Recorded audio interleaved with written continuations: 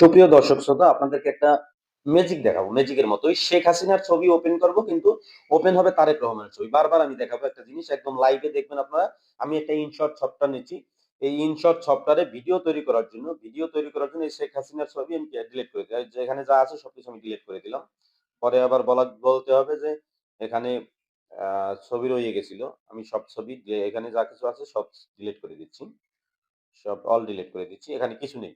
একদম। এখন আমি শেখ হাসিনার একটা ছবি নিয়ে আসবো ভিডিও তৈরি করার জন্য। শেখ হাসিনার একটা ছবি নিয়ে আসলাম। শেখ হাসিনার ছবি নিয়ে আসার পরে আমি যখন এই ছবিটা ওপেন করব, এই ছবিটা আমি যখন ওপেন করব, দেখেন নিচে তারেক রহমানের ছবি দেখাচ্ছে। আপনারা দেখতে পাচ্ছেন যে উপরে শেখ হাসিনার ছবি, নিচে তারেক রহমানের ছবি। অন্য কিন্তু কারো কোনো ছবি নেই। আমি আবারও একটা ছবি নিয়ে আসি এবং দেখাই। এই যে শেখ হাসিনার আরেকটা ছবি ওপেন করলাম। দেখেন শেখ হাসিনার ছবি ওপেন হচ্ছে না। শেখ হাসিনার ছবি ওপেন হচ্ছে, দেখেন নিচে কার ছবি? উপরে ঠিকই শেখ হাসিনার ছবি। কিন্তু নিচে এবারে আসছে খেলোয়াড়দের ছবি। আমি আবার একটা ছবি নিয়ে আসলাম শেখ হাসিনার। শেখ হাসিনার আরেকটা ছবি নিয়ে আসে আমি যদি ওপেন করি, দেখেন এবারে কি আসছে? খেলোয়াড়দের ছবি।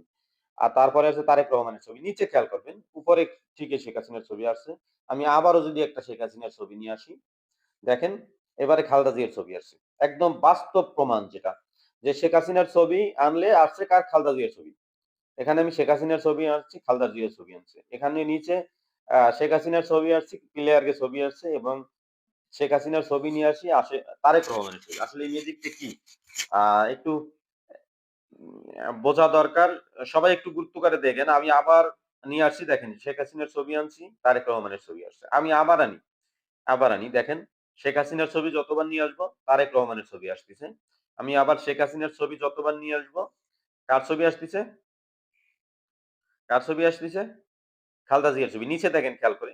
খালেদা জিয়ার ছবি, তারেক রহমানের ছবি, তারেক রহমানের ছবি, আবার খালেদা জিয়ার ছবি, খেলোয়াড়দের ছবি।